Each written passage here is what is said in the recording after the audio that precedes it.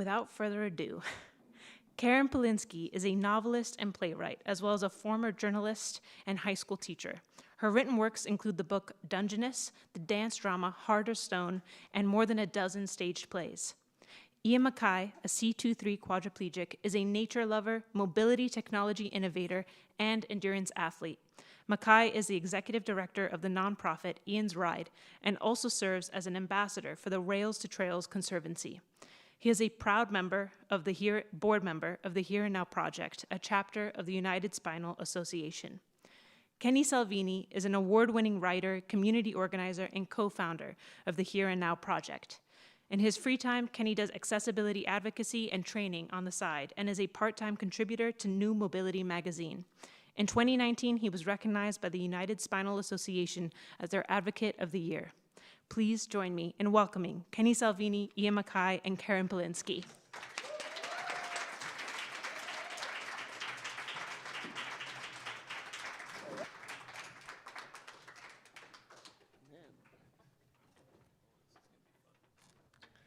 Feeling so official. I know. All right. Good to see all these faces. Yeah, it's good to see Hello, everybody. everybody. Am I close enough to the mic? Can everybody hear me? All right. Well, yeah, it's awesome to look out here and see so many familiar faces, so many friends, and also some new ones. Yeah, as you guys heard the introductions, I'm Kenny Salvini. I'm the executive director of the Here and Now Project. It's been a passion project for about the last 15 years or so, and I give a lot of credit to one person on this stage and blame depending on my day. But yeah, really excited to be here to talk about a really powerful new book in Ian's Ride. And excited to have the author, Karen Polinsky, here. And my main man and brother from another mother, Ian Mackay. Yeah. Oh, man. We got to hear a lot of really flashy bios already. And yeah, Karen's a playwright and an author, and Ian is, I call him a quad of all trades, but he does all sorts of things these days, and he's a man of many do-rags, I like to say. But yeah, you know, this book is really near and dear to my heart for so many reasons, but you know, I know there's probably most of the people, or a good handful of us, have read the book already, but for anybody who hasn't, I think, yeah, maybe we can start with Karen, just kind of give the elevator pitch, and Ian can give his as well. The elevator pitch. Well, I would say that this is a book about an extraordinary person who is sitting on the stage with me, who experienced a dark time, about the most dark, devastating accident that anyone can imagine. And yet here he is with us today as a consultant for Apple, a world record-breaking athlete, an advocate for trails, and I'm just going to say a good friend to so many people who are in this room. But I think this book is about more. I think it's about how anyone who's ever faced adversity can find happiness in their lives. Yeah. No, I agree. It's a lot about community. It's about finding joy. It's about finding unique solutions to very difficult problems. But I think, you know, it's mainly about how, you know, the power of family and friendship can really pull us up, and how powerful that really can be. And I feel like we all should take a moment, Karen, to talk about how the heck this book came about, because yeah, it was back in 2019 when Karen and I first met, and the reason this book ever even was an idea is because of my grandmother, Beverly Dawson, and she showed up one day with a binder and a pitch, and she was going to sit there, and she told us that she really wanted a book, and she recognized that we didn't have the time to write it, and that she'd found someone else that she really wanted to share our story. And my mom, Teena Woodward, she had spent a lot of time on those early days journaling all about my injury on a Caring Bridge site, and it was pretty much daily from the first week in the hospital to probably a year after I was injured. But there was such valuable insight. We wanted to use that to kind of tell this story and all the cool things I had done since. But yeah, then I I was hesitant really in the beginning. It felt weird to have a book written about me. I mean, I kind of felt like that would mean my story was already told. I mean, did I want to do it because I wanted so much more in my world? That quickly was shown to me not true, and I was thrilled to get to meet Karen, and and we started the process. What do you got from those early days? Well, I remember our first meeting, and I was pretty nervous. Yes, well, actually, let's just talk about Beverly Dawson, Okay. Grandma, Yep. for 1 second. Beverly is, are you here, Beverly? Oh, Woo! A Give force it up of for nature. Beverly. Okay, so Beverly is a very compelling person if anyone has ever met her. And one thing that really impressed me about her original pitch to me about doing this book was not only, she couldn't say enough about Ian. In fact, at times she became speechless, and she said, "You just have to meet him, you just have to meet him," which is true. But also, I was really intrigued and I could feel the warmth and the love already when she described her daughter Teena, and Teena's entries, as Ian said, on Caring Bridge. And yes, those entries were done on a BlackBerry. Pretty amazing.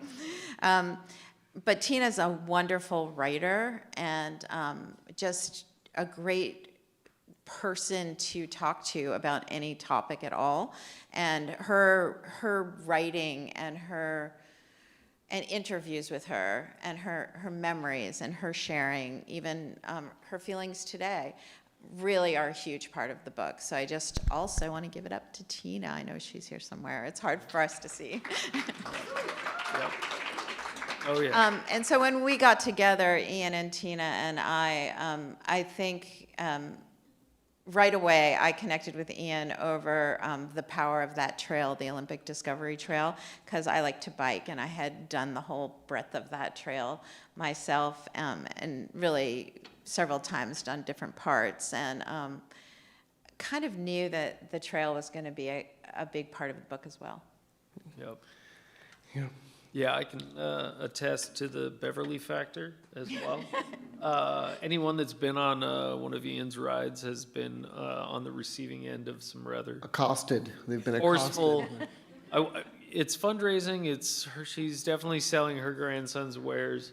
I say it's somewhere between philanthropy and racketeering, where we really settle. But yeah, I think that is that perfect segue, because I mean, we're talking about the first time I met Ian. That I think our bromance has become rather famous, at least in our circles. And if that was our meet cute about 12, 13 years ago out at Todd's place, but that was one of the things that really struck me right away, was the commonality that Ian and I both have in the family support factor. And can you guys kind of expand a little bit more on there's a lot of family dynamics that get exposed. You guys really kind of pull back the curtain on a handful of experiences, and you guys really didn't pull punches on that, how an injury affects family and stuff. You can speak to that. Sure. I mean, it was it was difficult to kind of be so honest and truthful through it. We really knew that we weren't going to write a story that wasn't completely honest, and but there's a lot of good and bad that does happen in those days after a life-changing accident. I'm only here today because I have an incredibly supportive family that dropped everything. Both of my parents, the day I was injured, showed up at that hospital, and they never left for the 3 months that I was there. They were divorced, and somehow they managed to not or to stay off of each other's throats while they really learned how to take care of a quadriplegic man. There were really dark times in the beginning. I mean, trying to, I was 26 years old, and you have all of these dreams and these aspirations. You have these friendships and relationships. You even have a dog. And imagine how everything changes when all of a sudden you kind of lose your body. I sat in a dark room for so long with nothing good to say, and it was this incredible family that would not let me kind of sink away, no matter how hard I had tried at times, and having that kind of love. There was no choice but to find a good way out of it. But there was another kind of really important thing early on that kind of pulled me out of those dark days. Those dark days were also spending a lot of time watching the Andy Griffith Show and I Love Lucy. Great shows, but not a life. But after probably about 14 months post-injury, I met a guy. His name is Todd Stobelfelt. He's affectionately known as the Quad Father, and he showed up at my door at a time when I definitely didn't see any independence in my life, and he rolled up the ramp, and there was no caregivers with him, and he was dressed all nice, and he was confident. He had a job. He had relationships. He had a lot of joy, and so we sat there and we talked, and this guy was larger than life. I couldn't believe, we left that talk, we left that meeting, and I knew I needed to kind of get off of my ass and start really living, because staying in these dark rooms wasn't a future ahead. But Todd Stobelfelt became kind of one of my most important mentors, and I think seeing someone else be successful, seeing someone else how they live their life, it gives you these tools so that you can kind of move forward and find kind of a life of joy. Before I just keep rambling on, Karen, do you have something you want to add to all that? Just because we neglected to mention this, so Ian's accident occurred, it was a bike accident, and I think it's, the book starts with it, but you can see that it was like, just an average day on campus that turned into a not average day. And to jump ahead and talk about Todd for a second. So that, that dark time, I just really, really appreciate the genuineness and openness of the family and of Ian and of Kenny throughout this book process. Todd himself, wow, he is a force. He's like got a preacher style. I love the way he talks. He's really like a dapper business guy. Just a fun person to be around with big dreams. So he really made a big impression on me, and suddenly the book got a lot larger when I learned about Todd and then met Todd. And then I'll just move right into like the next big moment for Ian, I know, but it's funny how it, like writing the book's my experience parallels just a little bit the story itself, because it was a big deal for me when I met Kenny as well, and I know that was a big topic for you, Ian. Yeah. So meeting Todd was one thing. It was, okay, here is someone, and here's the way that they are living their life. And then about 13 years ago, the Quad Father was having his 25th quadversary, and he wanted to bring a bunch of folks in chairs all to one space so that he just hadn't had that experience. People didn't get together like that, and I think he got eight of us or so. Yeah, 7 or 8 of us. 7 or 8 of us that were there, Yeah. and underneath he rented a wedding tent, so he wouldn't get too hot. And we were sitting there, and there was one fella who was a little closer to my age, and we started talking, and there were kind of a lot of parallels in our story. I mean, he was also really figuring things out. He had spent a lot of time in bed just before then because of pressure sores, and but he also had a really strong family, and he was coming off of suffering some loss at that time. But this was someone who I definitely would have been hanging out whether I was paralyzed or not, and it was like, okay, this was a really fun friendship and relationship to develop. But it was that meeting, it was sitting underneath that tent that Kenny came away from that. I don't want to steal your thunder. Do you want to say what happened after that? Well, yeah, I can echo Ian's experience as well. Like my trajectory, being hurt a few years before Ian, I was even, probably more thick-headed than Ian was in coming around to a life of quadriplegia. And so I spent about 6 years as a shut-in, and I was just coming up for air, kind of basically the same time Ian was. And I'd met Todd a little bit before, and had met a handful of other wheelchair users, and couldn't quite see myself in any of them. And it was rolling up to some dude with, then 3-foot-long dreadlocks. And having similar backgrounds, both being kind of born in Southern California, kind of the adrenaline junkie types of personalities.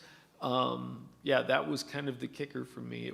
I always equate it to that scene in Field of Dreams when the brother-in-law finally sees all the baseball players, where it was that aha moment that, because I could see myself in Ian, I could see myself in everybody else finally. And it was like, where'd all these baseball players come from? And that was the spark that started the Here and Now project, that we started barbecues in each other's backyards, and it's grown kind of exponentially from there. And the book really kind of is that origin story for the Here and Now project. It talks about how things organically came together, but It also goes into just the importance of peer support, and that's a huge part of my story. So 1 year after I was paralyzed, my closest friend, Jimmy Quinnell, was marrying his love of his life, Leah Quinnell, and I had committed to them that year before in the hospital that I would be at their wedding. And so it was something to really drive me to be there. But when I went back down to California 1 year later, I went back to the hospital where I did my 3 months of rehab. And it was emotional, right? Seeing those therapists, seeing those nurses, seeing those people that were right there with me during those, part of the hardest times of my life was really significant. But going back, they had me talk with a few individuals who were recently injured. And I was excited to talk with them, but I quickly just broke down in their rooms. I was just crying, and it so reminded me kind of where I'd come from. But I continued doing this, going to this hospital and keep talking to other folks with recent injuries as much as possible. And I was finding I was learning kind of more than I was even offering. And it was just transformative. It was huge to be able to just kind of spend time with these people, and also to bring myself back to those, really, really tough times. But it showed me also, what I had gained and how I was progressing. And here we are now at the Here and Now project with, over 600 members strong with disabilities. Somewhere in that area. And, we have 8 support groups a month or something, 9 support groups a month, and getting to be knee to knee, even if it's virtually with other people, it's life changing. I know it helps a lot of other people, but just how much I get from being at these meetings, being able to talk with other people, it's it's a really huge, really big deal. What are Yeah. your thoughts there? It's an opportunity to kind of repurpose those struggles that, Yeah. you know, the dark times that you've had, they have, you know, added purpose. Because if I'm going to visit people in the hospital and I tell them I was a shut-in for 6 years, that carries weight. People recognize that you know, that you understand exactly, maybe not exactly what they're going through, but you had a similar journey. And from the outside looking in, Karen, how was that experience? I mean, you start with the quad father, and then you kind of go that same journey with us to an extent where we get connected, and then you got to experience the Here and Now project and some of those aspects as well. Yeah, it was great to, so Ian set up an interview with Kenny and Todd, and Ian was there, and also Jesse Collins on Zoom. And that was amazing, just to see the camaraderie and how well people listened to each other and teased each other. There's a lot of ribbing going on, but then these really quiet moments too, where somebody needs to say something important, and everyone kind of picks up on that. Something important is about to be said. Everything gets real quiet, and then pretty soon the jibes start again, you know? Oh, and yeah. just a kind of a really nice way that people have of being with one another. And then, you know, I'm the outsider, so I'm just gonna keep reminding myself and you that I'm a visitor, you know? I know that.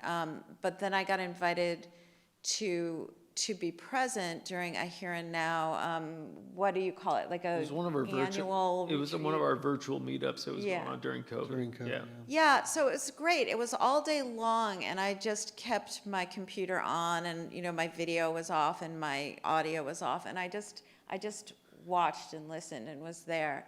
And it changed for me. That probably changed me more than any single day of this project, and did change the way I thought about the whole book. I was like, wow, this is so much bigger than I thought it was. And I really was kind of overwhelmed, because here was this culture of people who had so much to say and such a good, clear view of what's happening to all of us all the time, I think, because they're able to be vulnerable and honest with each other.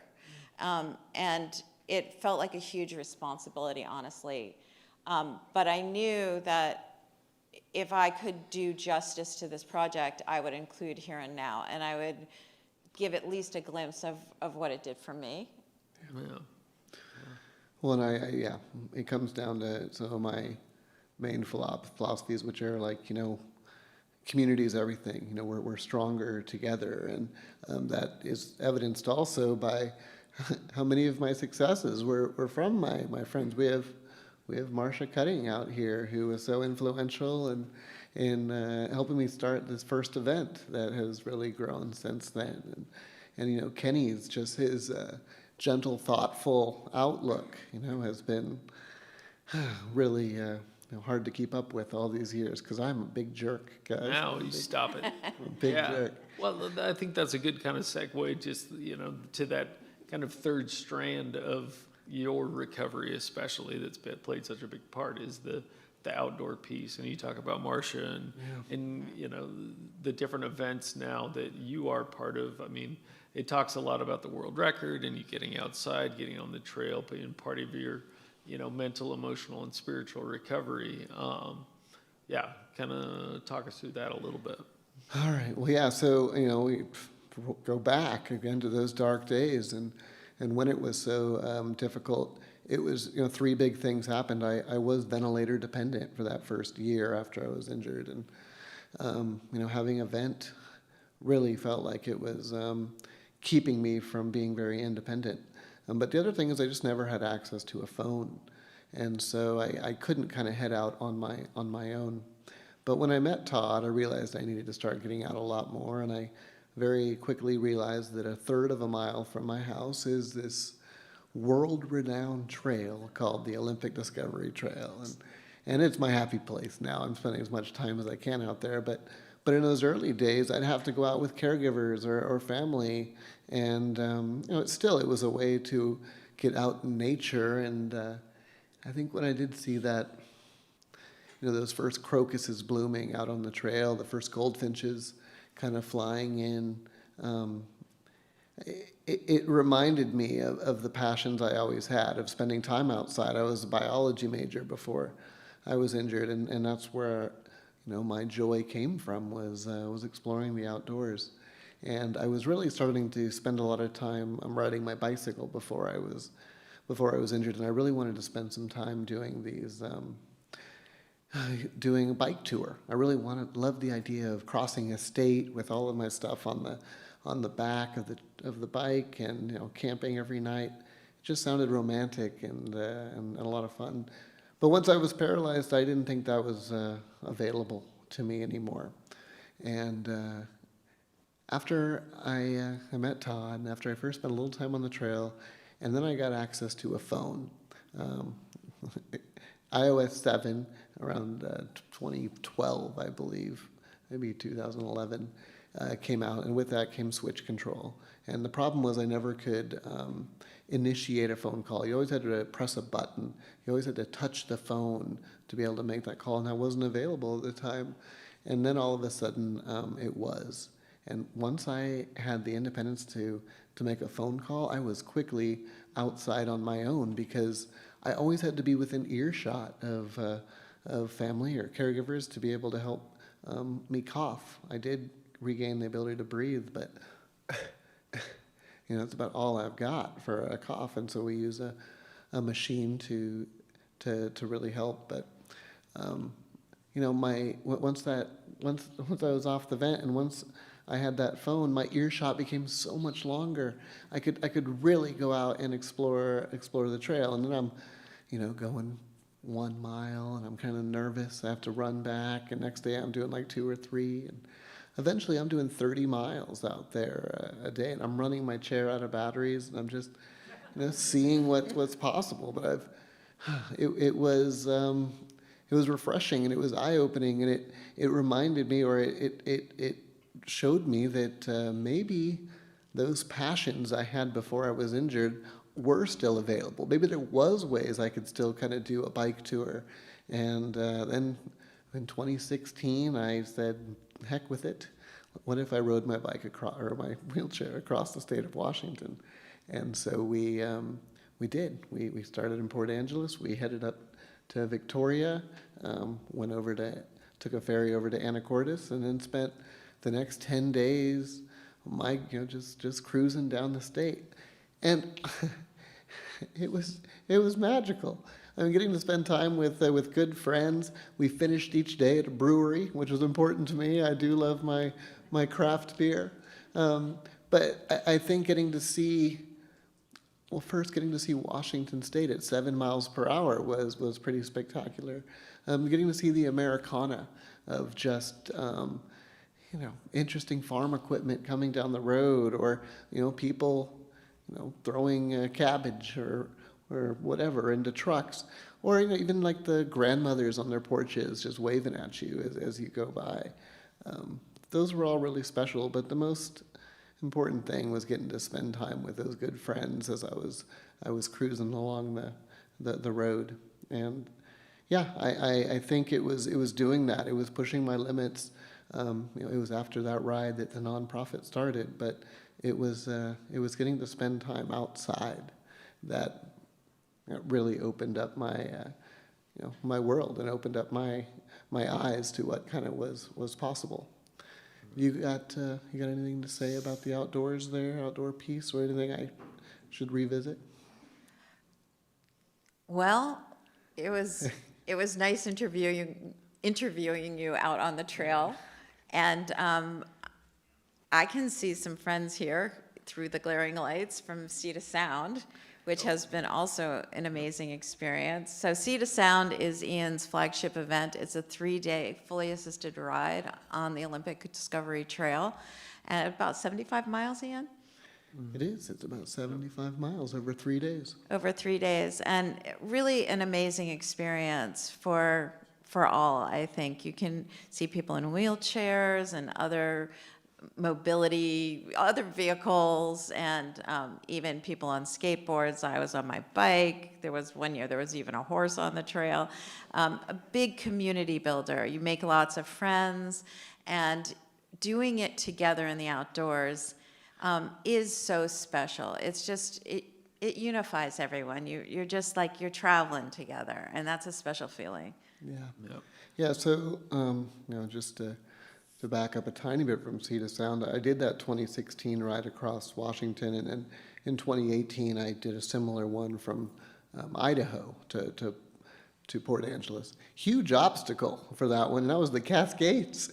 Getting your wheelchair up and over the Cascades was an interesting feat, but we made it possible. Not to mention a fire. Oh gosh, Yeah. yeah, the smoke was intense that year, and Yeah. but it was just as significant as the 2016, and it was just as impactful, and like I said, it was life changing, and getting to spend time with good friends and seeing the wheat fields of Eastern Washington. The never-ending wheat fields.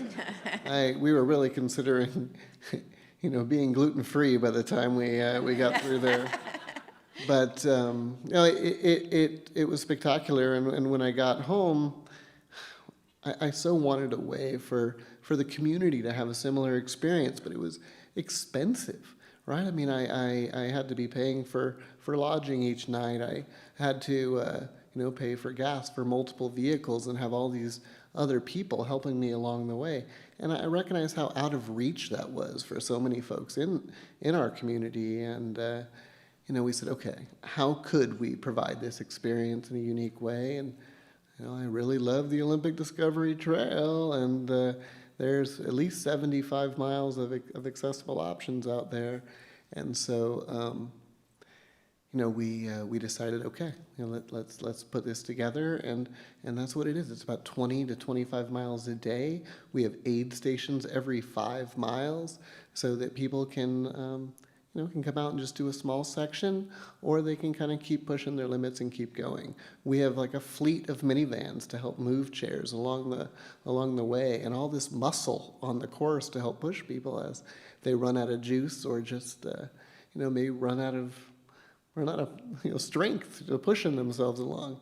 We have one person in the audience who has pushed further than anyone out there in a manual chair, and that's Addie Killam. She's really awesome out on the Sea to Sound. But I think that our vision has really come true there, where I think people do get that experience of what I was feeling out on that 2018 ride, and they can kind of choose their own adventure. If they can only do a few miles, and then we'll scoop you up, and you can call it a day or come join us at the end of the ride. But I think what is most special about that weekend is just all these people that come together, and you're able to kind of talk about strategies, you talk about tools, you talk about maybe you just see something on someone else's chair that's like, why the heck don't I have that? It's a way, I think, to kind of expand ourselves in a way that we couldn't do otherwise. What are your thoughts on Sea to Sound there, K-Rock? Yeah, no, I would agree with everything that's been said. And for me, I look at Sea to Sound as kind of that full circle aspect of Ian's story. And it starts with that amazing family of his. And anyone that's been on the Sea to Sound event has seen Teena with her spiral brown notebook and the coordination that's involved there. And just, as a field biology major, like the whole plan that Ian had before he got hurt was going to be taking people outside, exploring the outdoors, and now getting to do that in a similar fashion, but with the accessibility piece where he's marrying his experiences now. It's been really powerful, and I've been in a few different circles where I've called him the equivalent. I call him the crippled John Muir of the guy that's getting people out to get them to explore, stretch their comfort zones and enjoy nature too. So, yeah. But, and there's, I know we got a little bit of time still until the Q&A, but, one of the things that we did want to touch on that, with the work with the Here and Now Project, we've had lots of conversations about putting this book inside our care backpacks that go out to the newly injured. But Ian and I are having long conversations about this, and that's kind of the privilege that we are both spoiled with, to have such supportive families, such tribes behind us. And I'll let you kind of speak to that too. Yeah, the book is a really great example of one way to kind of get through a story, and that was the way I did it. But I recognize that so many individuals who get spinal cord injuries or have other disabilities aren't going to have the incredible support network that like Kenny and I have, and I cannot emphasize enough that where I am today is because of this incredible community I've got around me, and especially this dedicated family. But yeah, I think that's a good thing just to bring up about what is missing in the book, because I don't talk as much about that privilege. Some people might have a lot of financial privilege that makes them easier to live, or maybe your ability is just a way that it's not as difficult to overcome. But I am just tremendously blessed with amazing family. But as far as some other things that are kind of missing from the book is, we could have really dove a lot more into the nitty-gritty of paralysis and spinal cord injuries. We could have talked about bowel program in detail, or really discussed UTI issues, and those can be a huge challenge for so many people. I've been incredibly fortunate to not have UTIs, and really to not deal with pressure sores so far. And if I could move my arms, I'd be knocking on some wood. Someone knock on some wood for me, I suppose. But yeah, I definitely could have gone into a lot more detail on that nitty gritty. But one other, and like managing care teams. Imagine I have a team of 7 people that are working for me, and having to do scheduling all the time, and payroll, and then just the communication aspect of managing people. It's a lot, and this is just the reality of people with high spinal cord injuries. I mean, we cannot survive alone, and so we're so dependent on others. It brings back, I always love to share this, and it was the most valuable advice I've ever been given since I was paralyzed, and it was given by a respiratory therapist during those first 3 months of rehab.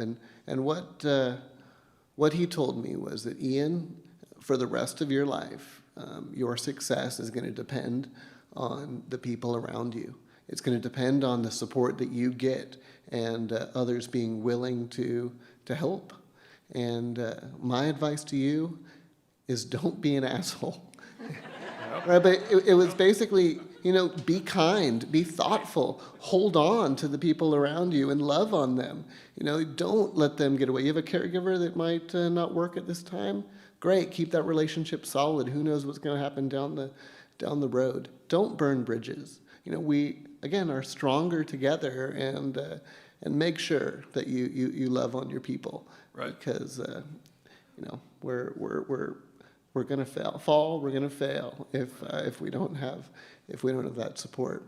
And I do think that's incredibly important. Yeah, and if I can kind of interject Please, too, just get Karen's take, because like we've talked about the privilege, we've talked about the amount of family support, but it is, I think a lot of Ian's right is the testament to this rather larger than life magnetic kind of attraction this guy has. The amount of people he can suck into his orbit is kind of otherworldly. And when I actually got the book and was able to read it on a trip down to Sacramento area for one of his good buddy Dr. B's wedding. So I was reading it around his whole crew of people and being immersed in his tribe. Karen, you kind of speak to all that there is that makes Ian so magnetic to everybody. Well, I think one thing is that this was a story that Todd told, but Todd had made this incredible, I won't get into the details of it, but this gizmo that was going to help with using an iPhone in communication. And he wanted someone to try it. And everybody was like, I don't know, Todd. And Ian right away was like, I'll do it, I'm in. And so I think, if you don't mind me saying this, Ian, I think a lot of Ian's success as an organizer has to do with his willingness to throw in with other people and to support them. I mean, just like that, yep. Taking the time to notice you, notice what your need is, and how can I help with that? And so then when he has a project that he's excited about, you want to help too. But more than that, it's always so fun. That, I think like isolation these days is, I've just been thinking this the whole time we've been on the stage, is that a lot of people feel very isolated today, and and that leads to feeling a little bit hopeless, And just this image of Ian out on the trail in those long rides, and one thing he didn't mention was that every time he did one of those long rides, there was more press, more politicians, more people who saw him, everyday people who saw him out on the trail and joined and said, my nephew has a disability, or my niece has become a shut-in because of her challenges. And all of those people were able to find someone to talk to. And so and that's what Here and Now is too, but it's just such a huge symbol of like getting out there on the multi-use trail or the side of the highway, being super visible and saying, come join us. And that is powerful. And I think that's what Ian's about. Yep. Thanks, Karen. I have a tough time with all this praise, guys. I have a really tough time with all the praise. Yeah. All right, I know we got about five minutes left.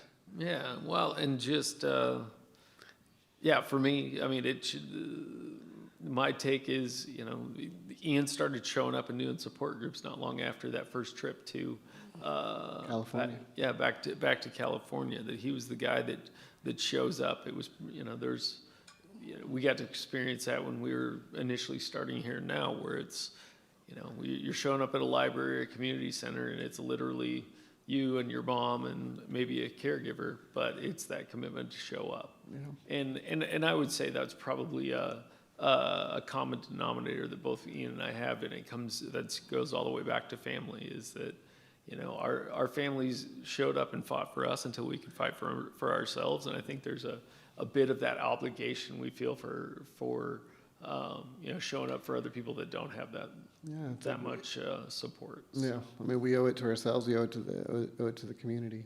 Yeah. Penny, I kind of want to ask you a question. Okay. Can I?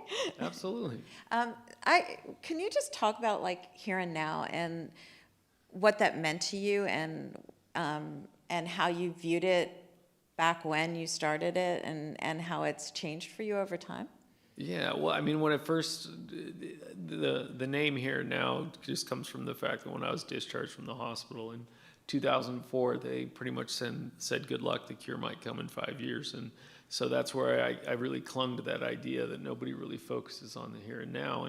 And originally it was, finding some sort of assistive technologies, because having a computer and having access to that kind of stuff was what helped me. I got to start a blog, those kinds of things that were helpful. But once we were under that tent, and I've been active in the 12-step community, and it felt a lot like a 12-step meeting where it's just about sharing experience, strength, and hope. And and when we were putting together the idea of what it could be, somebody had shared a website called I Had Cancer that was literally a Google map that was searchable by age, location, diagnosis, relationship, those kinds of things that, so I wanted that for spinal cord injuries and other mobility disabilities. I wanted people to be able to find their people. And and so that's, I tell people a lot that I went from the guy that didn't want to go anywhere and didn't want to meet anybody to now I'm the guy chasing people down in parking lots. And that is not far off. I mean, my wife Claire was, ran into a young lady at a park, and she called me and she's like, hey, get down here. There's another kid driving a head-array wheelchair just like you. And yeah, it's that idea that people don't have to go through things alone. And yeah, same thing. It's in the book that I met Ian, and he told me about a joystick mouse, and that was the first time I'd ever gotten connected with that kind of technology. And yeah, it's more about, I want to find anything. I don't care if it's long trail rides, or if it's wheelchair rugby or underwater basket weaving. I want people to find something that's going to get them back into their passions, like Ian and I have been able to do. So Yeah, and I think with our last couple minutes, I just want to take a second to talk about kind of what's next, because we do have some really cool things on the horizon. Back in 2022, I managed a Guinness World Record for the furthest distance traveled in 24 hours in a mouth-controlled power wheelchair. I managed 184 miles in one day. Miserable, absolutely miserable. Lunacy. One of the hardest things I've ever done, and doing anything for 24 hours is kind of sucky. However, what's come of it is a documentary that will be coming out, probably within 6 to 8 months. And right now, Apple TV Plus is looking at it, but we're hoping to be at Sundance in January. And it's a beautiful documentary, and I can't wait to share that with you guys. And I guess the other big thing, the really big thing on the horizon is in July, I get to marry the love of my life, Selena, who is here with us today. And yeah, right when we started this project is kind of when Selena and I began dating, and we just had our 6-year anniversary. But you can read about our origin story a little bit in the book. But with that, I think it wraps it up, and we can open up to questions. And thank you guys for being here and listen to us talk about the joy that we have found and all the ways that we did it.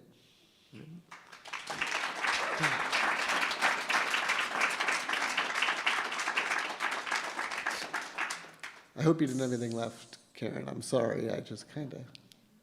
I think you said it all. All right. There you go. All right.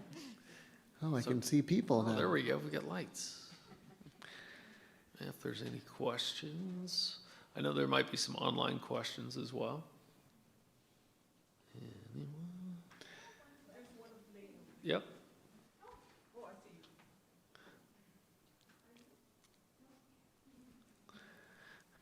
Good evening, everybody.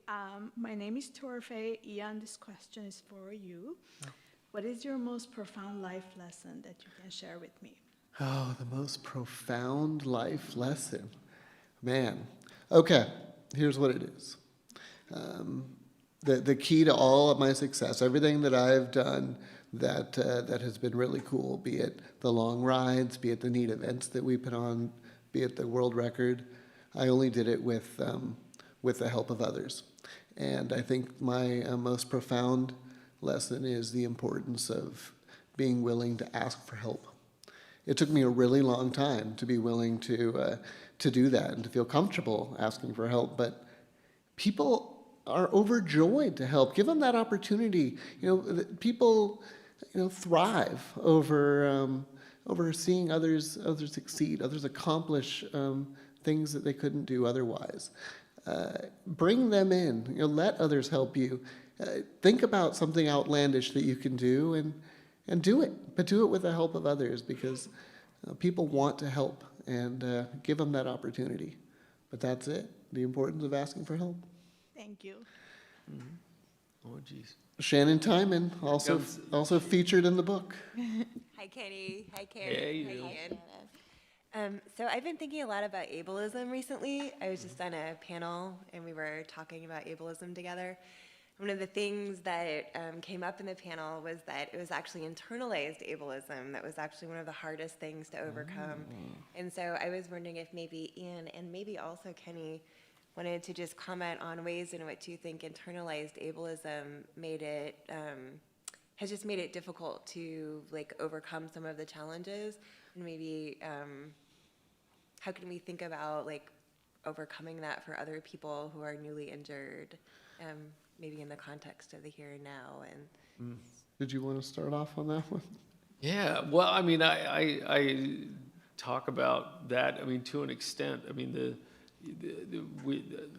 I think there's a lot of biases that we're continuing to unpack, whether it's ableism or racism or any of those things. And yeah, when I always tell people that I'd never seen a power wheelchair before I got hurt, so I had no frame of reference. I always tell people that I thought they were the scooters they sold on Price is Right commercials, and that was all I knew of power wheelchairs. And so, yeah, I think that was a big limiting factor inside my own mind too, because you know, I remember seeing people in wheelchairs before I got hurt and not knowing what to say, and being one of those people that looks away, and then to be experiencing it on the other side of things. And it still would, I think it really kind of was a hurdle to my recovery, because I couldn't see myself. And, you know, kind of like what I talked about meeting Ian was that moment that really got me to turn to look for the similarities rather than the differences. Yeah, so. Yeah, I think that's a huge one right there, is just recognizing those similarities, and it is so easy to ignore that. I think one of the biggest things I do is I am in a position where I'm consulting a lot with, you know, wheelchair companies, tech companies, or whatever, and I think what I'm really guilty of is just lumping the term disability, you know, together, and really focusing on the mobility aspect of that, when there are so many other needs out there. And I think it would be you know, a lot better if I was more kind of rehearsed on the needs of other communities. And, you know, I'm not sure I'm as knowledgeable about the needs of the blind, or the you know, maybe even developmentally disabled folks. Yeah. Was that coverage, Shannon? yeah, I mean, I think sometimes too, not to like Yeah, give us. question, but just like sometimes, you know, the example of sitting alone in your room for 6 years because maybe why? Because you don't feel like you're able to go out into the community, or that you're welcome to go out into the community. Right. I think sometimes those like internal feelings of not being worthy, and like, I think those are some of the hardest to overcome. And I think sometimes we hold those really close. Yeah, it's more of like these expectations of what we can do. And I think early on, that's kind of more what I did focus on. It wasn't like, what can I do? It's like, okay, what do people do? And I think I'm really seeing that from, you know, maybe this mainstream perspective, rather than, you know, someone who's lived their life happy and successful in a chair.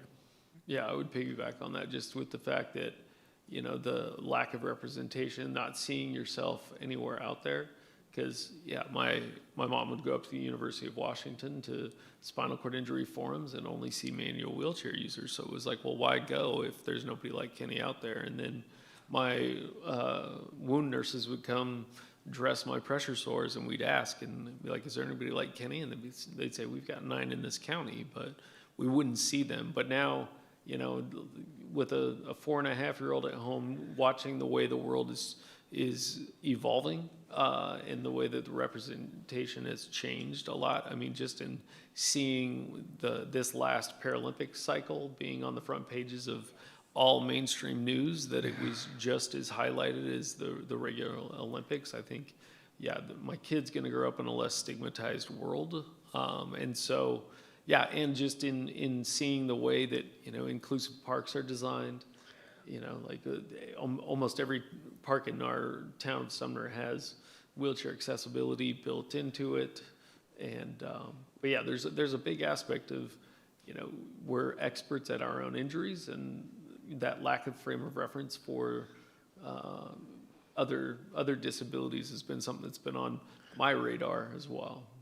But, you know, me talking about kind of these expectations of the mainstream and what I thought I was capable of in the early days, I think that's what we're working to really change too, right? By getting out there and always being seen, showing that, you know, wheelchairs do cross the state or further in a chair, or that we, you know, that we can just do so much more than I think people recognize. And yeah, I think it's important to get out there, do that, and be seen.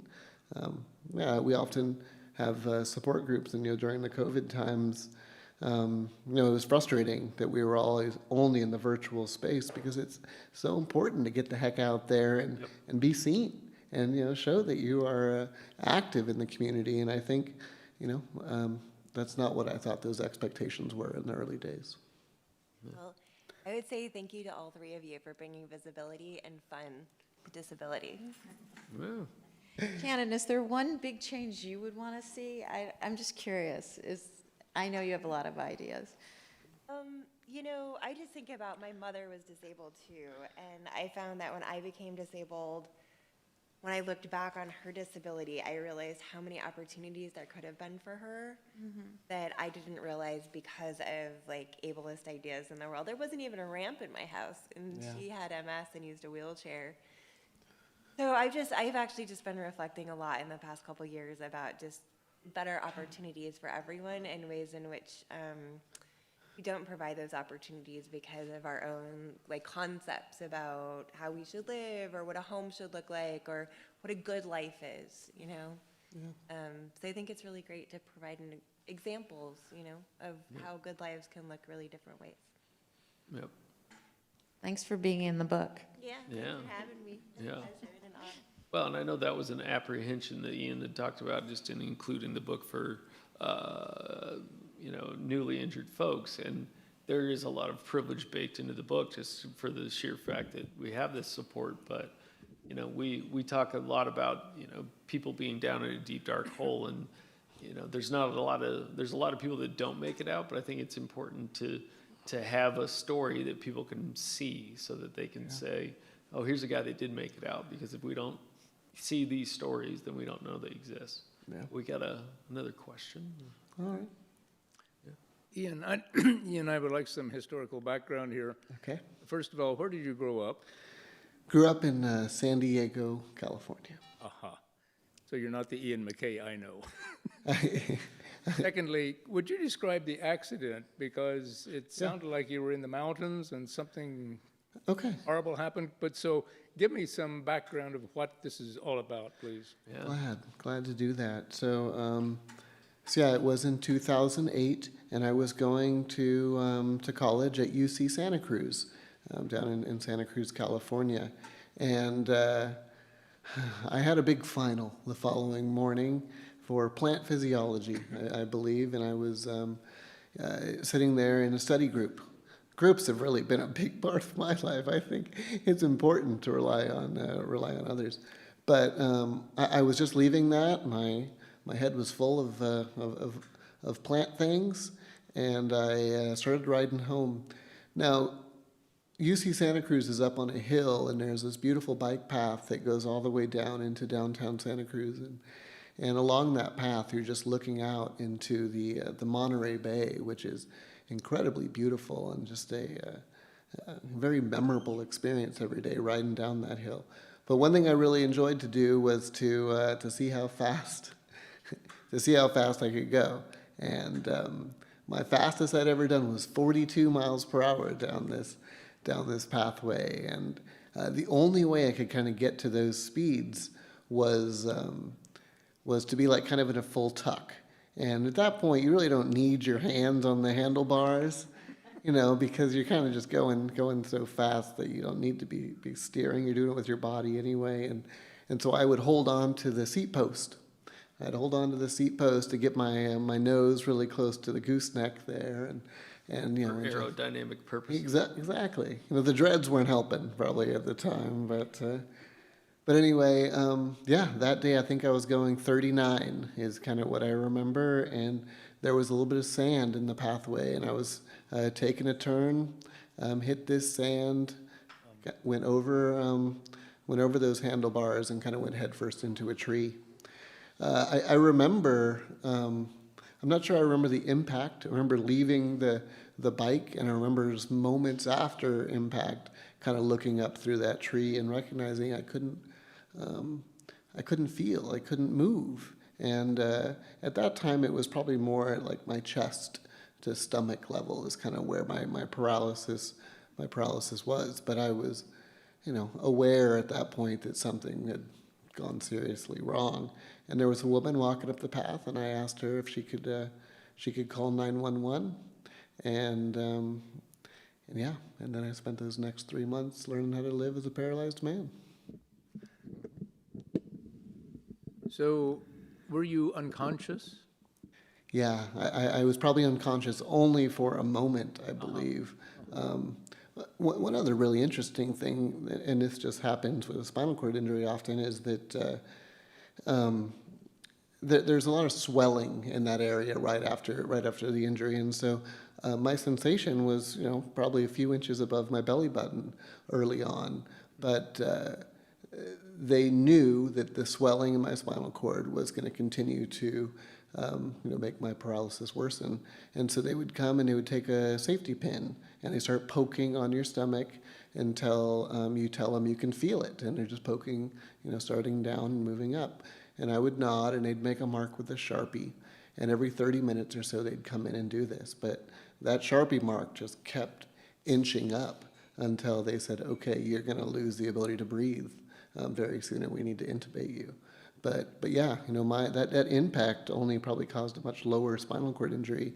It was the swelling that brought it up to where it is now. Have you regained some nervous, I don't know what to call it, control of muscles? Yeah, good question. So for sure, over that first year, I regained, I could shrug my shoulders. That's me really flexing. Look out! That's about all I can move. But yeah, regaining the ability to breathe, and so that was definitely, a big thing that I recovered. But you also, and I think pretty much everyone here with a spinal cord injury could attest to, you kind of learn to feel in other ways, right? You have autonomic ways of sensation. You, I don't know, can just learn to feel when something gets bumped, and it's just, it's an unusual way, but I think we all adapt to our situation and find interesting ways of getting through it. Do you think some of your nerves have regrown? I'm not sure if that's the case. So neuroplasticity is a really neat thing, and neuroplasticity just means that the nerves kind of find different pathways Yes. to cause the same experience, and I believe that has really happened, right? I mean, I think that I've found different pathways to achieve some function that I wouldn't have otherwise, but I don't know if nerves have regrown. Bravo, sir. Thank you, my friend. Marcia. Hey. Hi.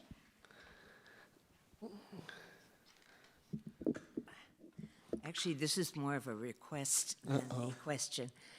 You've talked about the ways that we support each other, and I know for me that has been absolutely critical. And I wondered if one or the other of you could say something about the DACWA Forum that's happening tomorrow. Oh, Kenny, that's all you, because I think you're presenting at that time. Oh, yeah. Yeah, so the DACWA is a Disability Advocacy Coalition of Washington. It's a mouthful. It's a group of longtime wheelers in the community that put on, it was originally going to be a forum in the South End, but now we've gone virtual with it. And yeah, we're going to be talking about advocacy issues of all types tomorrow, and that's going to be from 6 to 8 p.m. And you can find that on hereandnowproject.org. But yeah. Yeah, the DACWA is a great resource.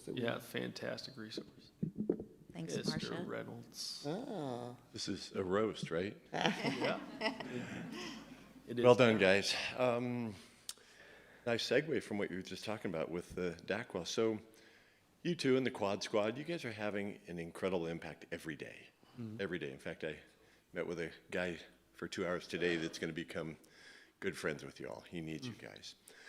So you're doing this day-to-day impact, here and now, and all the things you're doing. And I know, Kenny, you've done, Ian, I don't know you as well, but role in the Capitol, there's been advocacy work. Do either of you think that if you were inclined and interested to head into public service, elected stuff, that you might have even a greater impact. Is that compelling to you? Is it interesting? And even the thought of anybody I know becoming a politician gets my stomach roiled, but Yeah. I'm curious because you two have an incredible voice, right? Yeah. And I just wonder if that is a path to even greater impact, and if how much you guys have talked about it. I'm sure you have. Yeah. I'm curious about how you've talked about that. Yeah, well, we both, made a trip to Washington, D.C. back in 2018 for the role on Capitol Hill. And,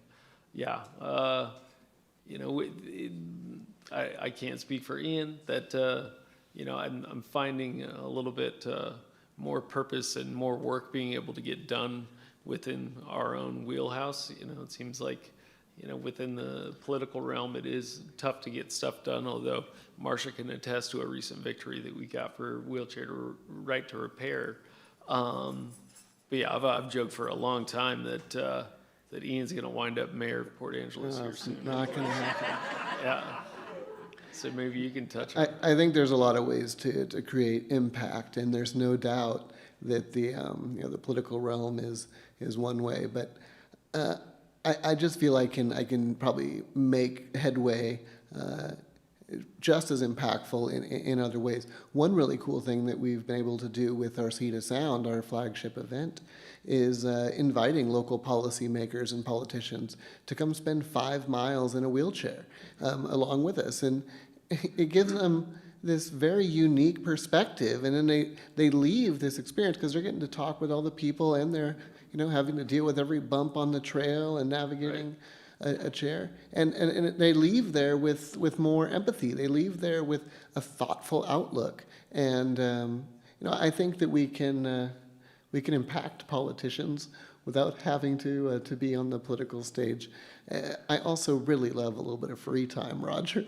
It can be so nice, and that's already getting chipped away. So, yeah. For now, I am good on the political realm. Yeah.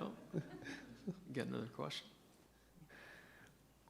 I was just wondering, ever in your recovery, did you ever feel like, who would want to be with me? Like, I'm going to be single for the rest of my life. I mean, you're engaged and getting married, but like, was there an aha moment where you're like, I'm going to get out in the dating world and just go for it? Yeah. I still don't know why this woman loves me like as much as she does. No, I think early on it was really difficult to recognize that I could be desired. Right? It felt like I was so much work. It felt like there was so much baggage being behind me.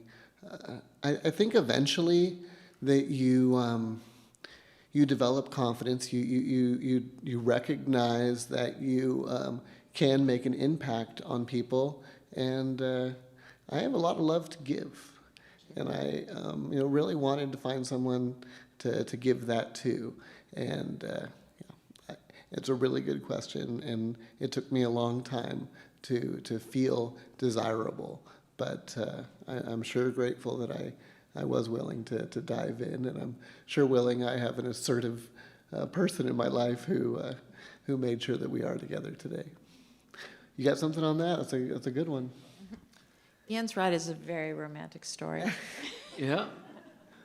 Did you want anything on the? Well, yeah, I went through similar experience that, and again for me at least, it was seeing other quads in relationships as well.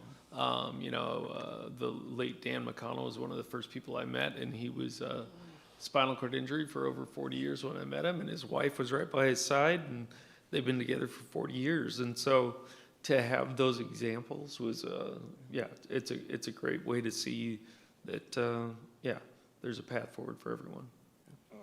Hello, my friend. Hey. Hey. We had breakfast in Savannah, but we made it here in time. Wow. Hey, good to see you, Deborah. Yeah.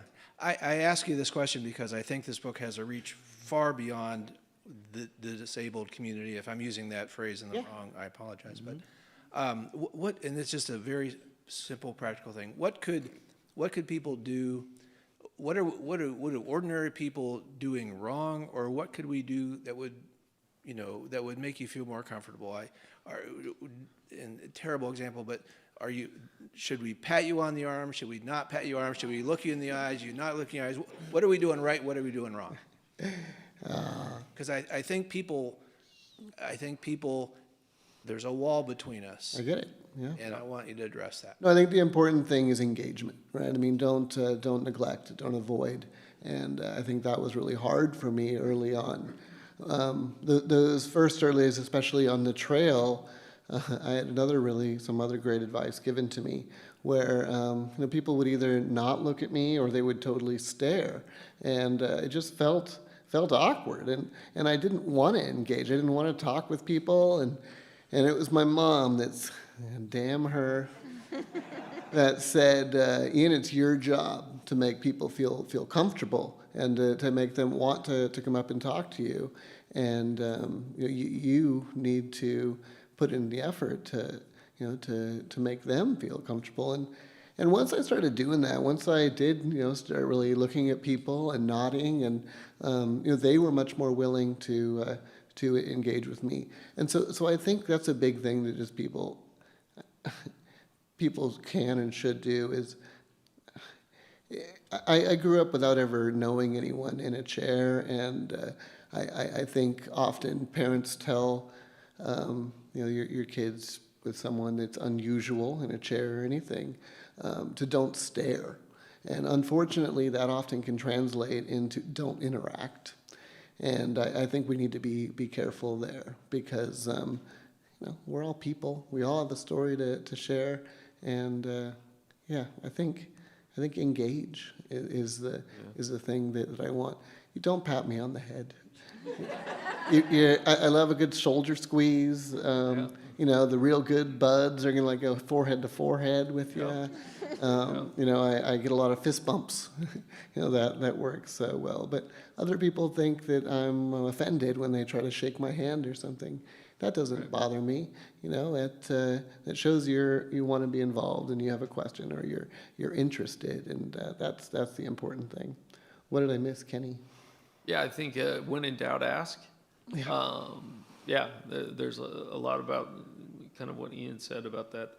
I think there's a fear, when you lack that freedom of reference, and similar to what Ian, and Teena kind of forced on him, was, at least I try to give people grace. You won't always come across somebody that's going to give you grace in those situations, but I would take those more as that's an issue with them, not with you. Because I think most people want to be engaged with,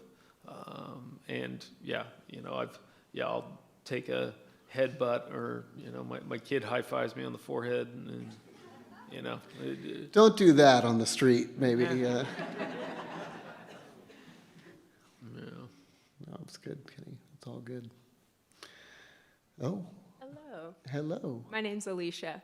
Thank you all for the time that you've spent sharing your experiences and ultimately the joy that you found.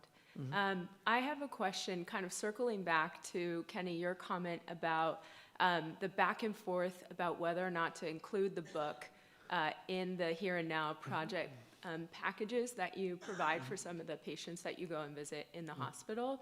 And you had mentioned as you were talking about that kind of the acknowledgement that you both had this great family support and that not everybody has that. So I was just wondering what you decided, if you were going to include that or not, and maybe a little bit more about the discussions around that, because I think what you've both shared is that you found a lot of hope and the joy through meeting other people and kind of seeing yourself in other people, but also recognizing that there was a lot of people you met where you also didn't see yourself and didn't connect. And just wondering kind of your thoughts around that and introducing that in those early stages versus people kind of coming to that on their own. Because I thought that was a really interesting topic that I kind of wanted to hear more about. Yeah. That's a good one. Well, and it's interesting because my mom just started reading the book as well, and she got another book by another one of our members whose wife wrote a book ages ago, and when she read it in the early on, it was too much information for her.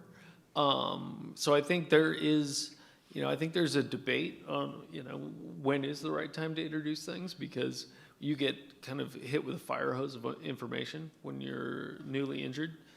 Family members as well, that you're just getting inundated with information, with things to read, and so a lot of it's like too long, didn't read, didn't want to really engage with it. So it does pull back the curtain on injuries, and for me personally, my level of denial was pretty thick, and so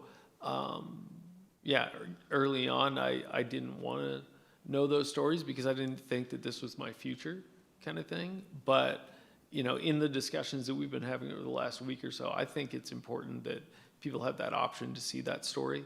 To know that people make it out of the other side of this, and it may not look how you want it to look, but there's a whole lot of life to live afterwards, and you can. And I think all that is super important, and I do recognize the value that it could be in these support baskets, these support backpacks, or whatever we're offering right now. However, my concern with it was that my story, my pathway out of that dark times was this huge family behind me, and not everyone has that. Right, and I would be nervous of someone getting this book and reading it, and then feeling like, well, what am I going to do here? I don't have these people to fall back on. I think there's still a lot of value in there for everyone, but you would never want to rub it in someone's face that they may not have the support that I did, and that's kind of was my thoughts about the care basket. Yeah. Any other questions?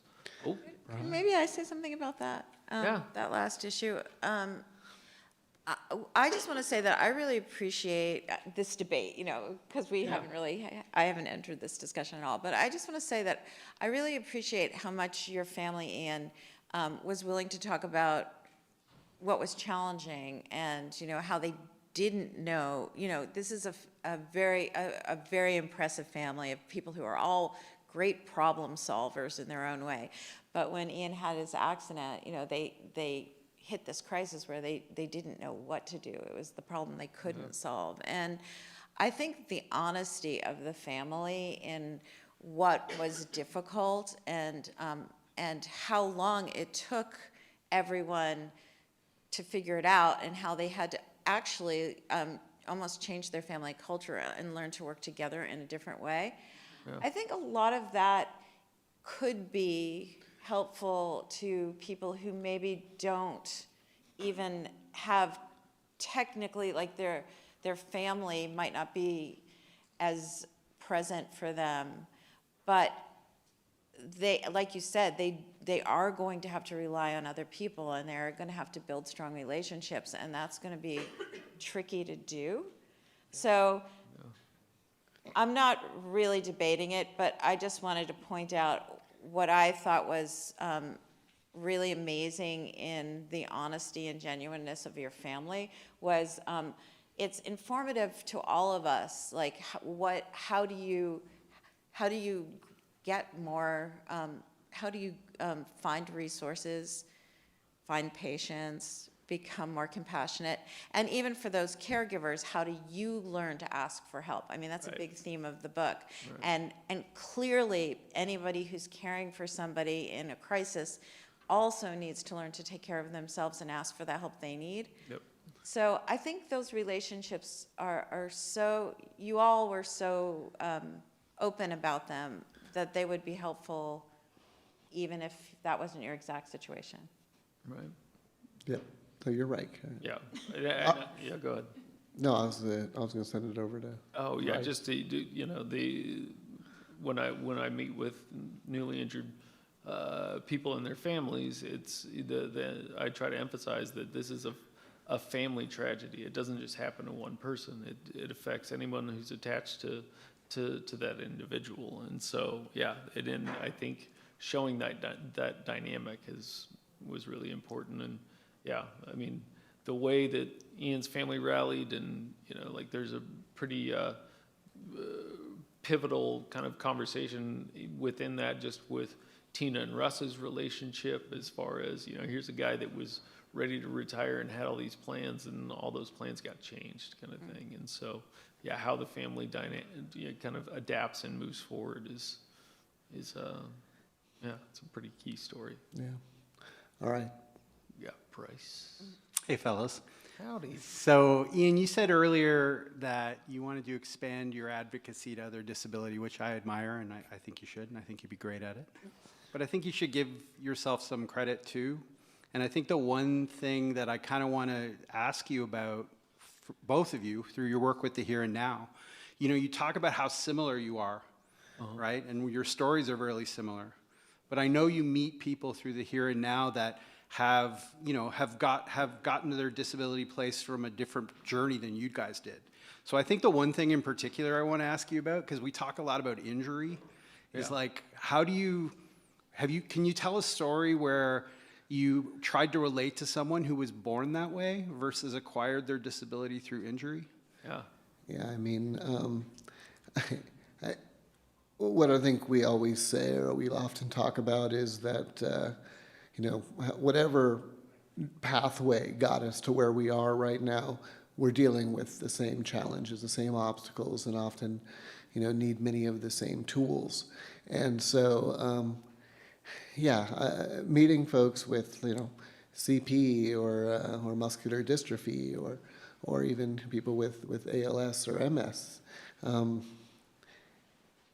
I don't see a big difference so often, because we're all having the same challenges. We all are having the same struggles. We all are pissed off about many of the same things, and we all celebrate many of the similar joys. And yeah, I think it's easy to kind of, you know, notice those differences. And with an injury, there was kind of like a, you know, an ADBC, right? I mean, it's a before and after time you look at, but I think we all have those things. I mean, maybe you have CP and you were able to walk for so long until you were in a chair, or maybe you have Ehlers-Danlos and you walked for many years and then you're in a chair. I think, so often it's what we share in common. What do you got, Kenny?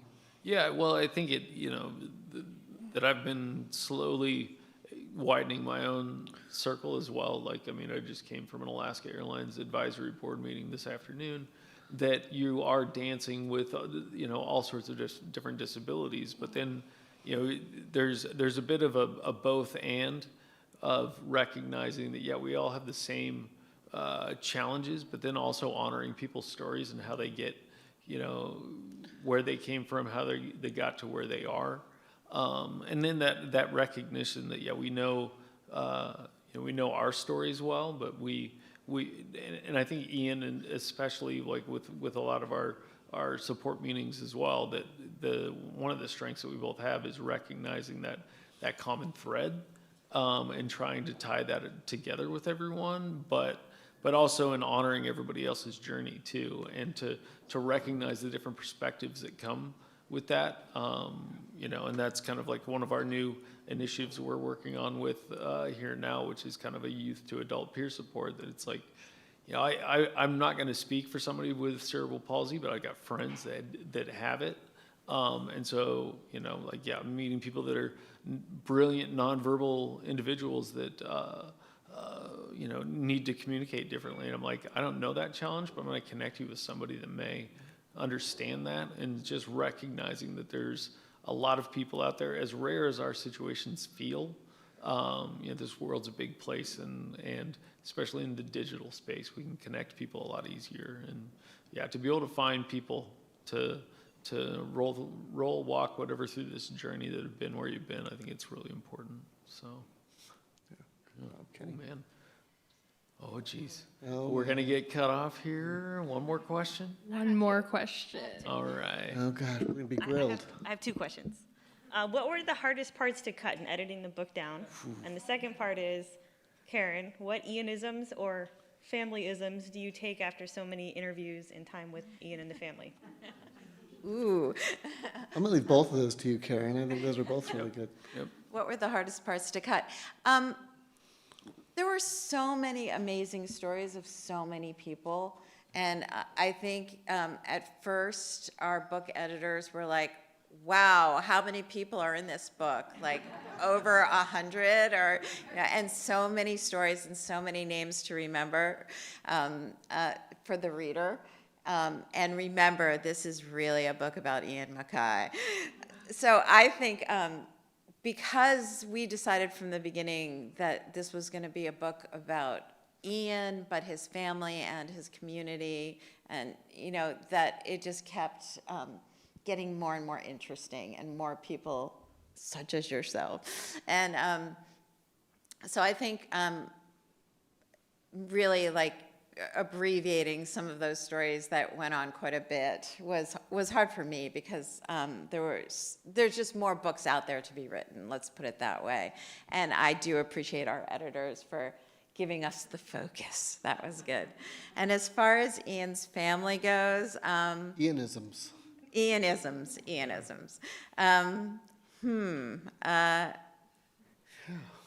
don't know. I mean, your friends say that you say hell a lot, but I don't really think that's true. Good moment. Good moment Good is moment. I was one. gonna That's say a good one. moment. That whole idea. Yeah. The notion of good moment. Yeah, that's a good one. Yeah. Yeah, the Vans, I would say too. Checkered. Yeah, and this is not a direct answer to your question, but I would say that one of my fondest memories of doing this book was the night that I did beer tasting with Ian, which was really, really fun. It was after a long day, and I call it beer snobbery, but It's beer snob. yeah, Ian has a lot of different words for describing how a beer tastes. yeah. And I didn't get all that in the book, I'm sorry. All right, guys. Thank you a ton. And I think Courtney's given us the hook at this point. Yeah. Yeah. Thanks everybody for the questions. Thanks everybody here at Town Hall. Thank you for coming. Yeah. Thank you guys for participating. And we're going to, be over here on the right for a little while, signing some books. And so, yeah, if you guys are interested in picking one up, meet us over there. Perfect. Thank you. Thank you again for coming.